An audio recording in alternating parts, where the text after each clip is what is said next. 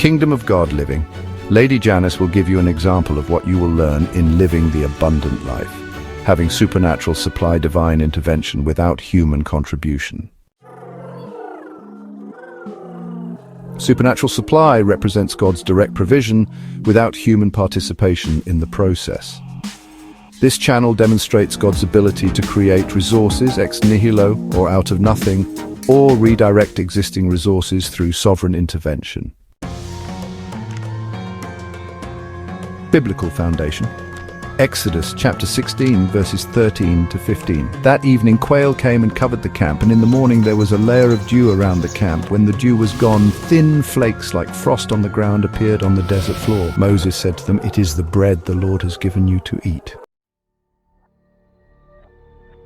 The manna in the wilderness exemplifies supernatural supply at its purest. The Israelites contributed nothing to its production, they simply gathered what God provided. For 40 years, this supernatural food appeared 6 days a week without human cultivation, irrigation, or harvesting processes. 1 Kings chapter 17 verses 8 to 16. Then the word of the Lord came to him, "Go at once to Zarephath in the region of Sidon and stay there. I have directed a widow there to supply you with food."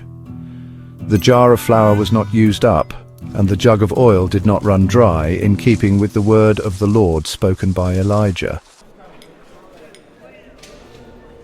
The widow of Zarephath witnessed supernatural supply when her flour and oil were continuously replenished, despite being consumed daily.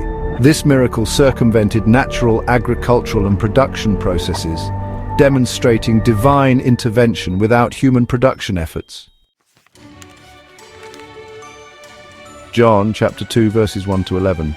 Jesus said to the servants, "Fill the jars with water," so they filled them to the brim. Then he told them, "Now draw some out and take it to the master of the banquet." And the master of the banquet tasted the water that had been turned into wine. Jesus' first miracle illustrates supernatural supply through a transformation of one substance into another. The wine production bypassed natural growing, harvesting, and fermentation processes, demonstrating kingdom economics' ability to circumvent natural time constraints. Contemporary examples. George Muller, who established orphanages in 19th century England, documented over 50,000 specific answers to prayer, including numerous instances of food arriving precisely when needed without soliciting donations. In one famous instance, the orphanage had no food for breakfast, and Muller had the children thank God for the meal before any food had arrived. During their prayer, a baker felt compelled to bake bread in the middle of the night and deliver it, and a milk cart broke down in front of the orphanage, leading the milkman to donate his perishable goods. Missionary organizations frequently report supernatural provision of specific needs without having communicated those needs to potential donors. Heidi Baker, a missionary to Mozambique, has documented multiple instances of food multiplication where limited supplies inexplicably fed hundreds of children, similar to Jesus' feeding miracles. Key characteristics. 1. Often occurs in crisis or impossibility situations where natural solutions are exhausted. 2. Frequently bypasses natural processes or timeframes.